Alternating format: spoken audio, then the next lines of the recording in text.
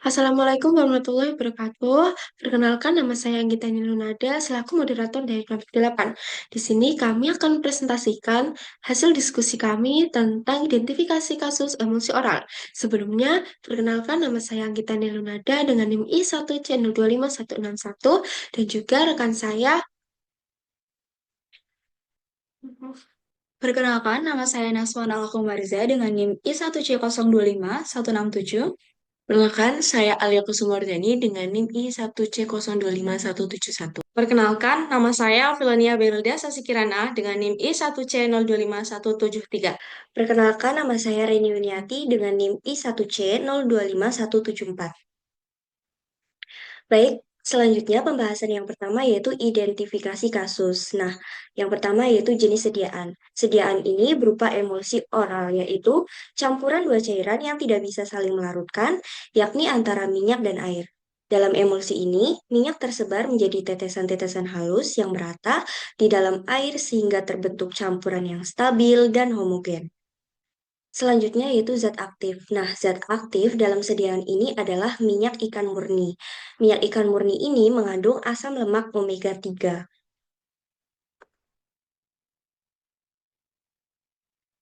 Selanjutnya yang ketiga yaitu dosis atau konsentrasi.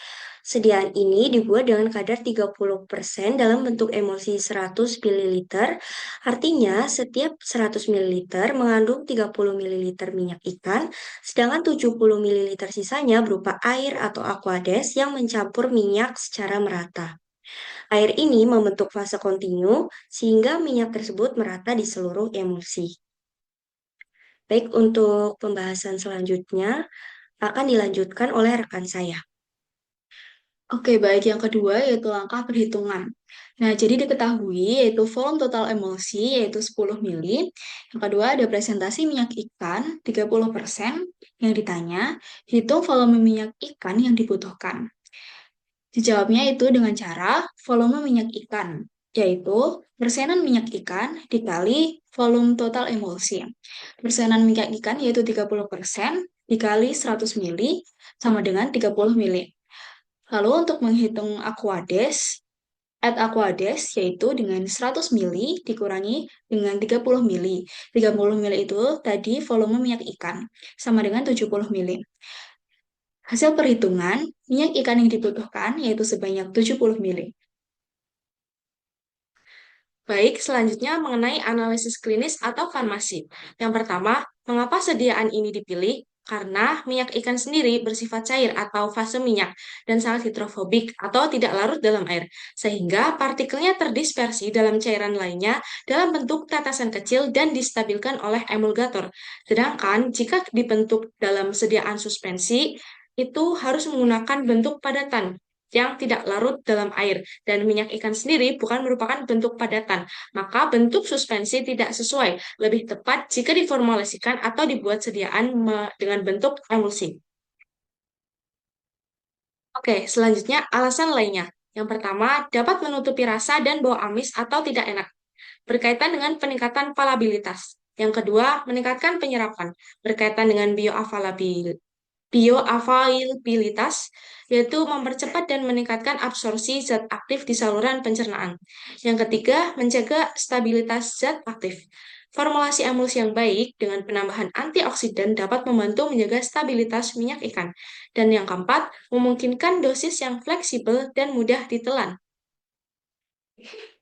Salah perhitungan atau salah bentuk sediaan. Yang pertama, penyerapan tidak optimal. Jika minyak ikan dibentuk dalam bentuk suspensi atau bentuk lain yang tidak sesuai, maka bioavailabilitas zat aktifnya itu akan menurun. Yang kedua, menyebabkan masalah organoleptik yang berkaitan dengan bau, rasa, dan tekstur. Bentuk sediaan yang tidak tepat dapat membuat bau amis semakin terasa dan tidak nyaman saat diminum. Yang ketiga, stabilitas produk menurun. Salah perbandingan fase minyak, fase air, atau emulgator dapat menyebabkan emulsi itu mudah pecah, creaming, cracking, atau coagulation. Dan yang keempat, kerusakan zat aktif. Jika komposisi antioksidan kurang, minyak ikan lebih cepat mengalami oksidasi yang dapat menimbulkan bau tengik, menurunkan kualitas, dan bahkan berpotensi toksik. Kemudian, bagaimana sih aspek keselamatan pasien? terhadap analisis klinis atau farmasi. Yang pertama, resiko overdosis dan subdosis. Dalam minyak ikan terdapat asam lemak omega 3.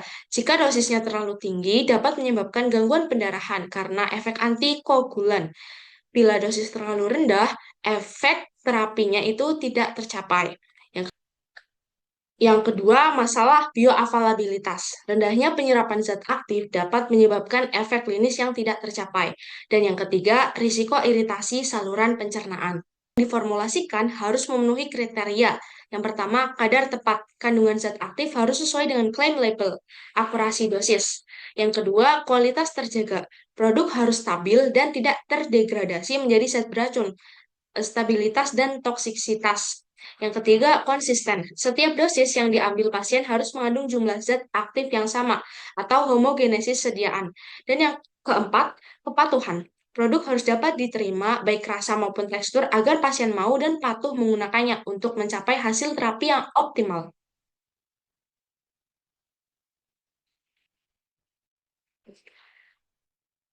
Baik, untuk pembahasan kesimpulan akan dilanjutkan oleh rekan saya. Berdasarkan hasil pembahasan, sediaan minyak ikan diformulasikan dalam bentuk emulsi dengan konsentrasi 30% pada volume total 100 mili, sehingga setiap 100 mili emulsi mengandung 30 mili minyak ikan dan 70 mili bagian lain, berupa fase cair serta komponen pendukung. Pemilihan bentuk emulsi dipilih agar minyak ikan yang berupa cairan minyak dapat terdispersi merata dalam air dan lebih mudah diberikan dalam dosis yang sesuai. Ketepatan formulasi memegang peranan penting karena kesalahan dalam perhitungan konsentrasi atau pemilihan komponen dapat menimbulkan resiko serius bagi keselamatan pasien. Dosis yang terlalu rendah menyebabkan sediaan tidak efektif, sedangkan dosis yang terlalu tinggi juga beresiko menimbulkan efek samping, bahkan toksisitas. Kestabilan produk juga menjadi faktor penentu, karena emulsi yang tidak stabil dapat mempecah dan mengakibatkan ketidakseragaman dosis, serta menurunkan kualitas produk. Selain itu, kerusakan zat aktif seperti oksidasi minyak ikan berpotensi menghasilkan senyawa berbahaya yang dapat membahayakan kesehatan. Oleh karena itu, dalam formulasi sediaan emulsi oral minyak ikan, prinsip keselamatan pasien harus menjadi prioritas utama. Produk yang dihasilkan harus memenuhi kriteria 4K, yaitu apa? Kadar tepat, kualitas terjaga, konsistensi homogen, dan kepatuhan pasien yang baik, agar manfaat penggunaan dapat tercapai sekaligus menjamin keamanan dan kenyamanan bagi pasien. Sekian dari kesimpulan saya, akan dilanjutkan dengan rekan saya.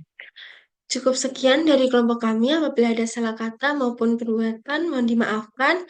Sekian dari kelompok kami. Wassalamualaikum warahmatullahi wabarakatuh.